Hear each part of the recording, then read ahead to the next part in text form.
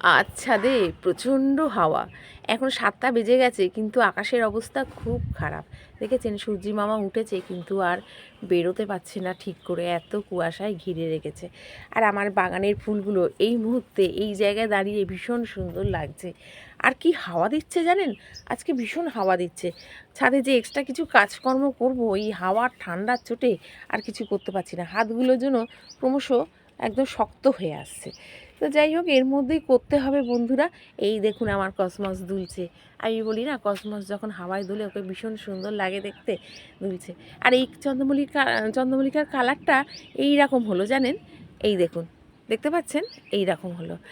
এটাও কিন্তু পাশাপাশি হলুদ আর বেগুনি ভীষণ সুন্দর দেখতে লাগছে। এই চন্দ্রমল্লিকা যেগুলো দেশি ছিল, স্যালভিয়াটা টবে দেওয়ার পর খুব সুন্দর গ্রোথ নিচ্ছে। আর কালারটা এত ভালো হয় যে কি বলবো। তাহলে বন্ধুরা, ভিডিওটা আজ এইটুকু। ভালো লাগলে অবশ্যই সাবস্ক্রাইব করে পাশে থাকবেন। টাটা বন্ধুরা, টাটা।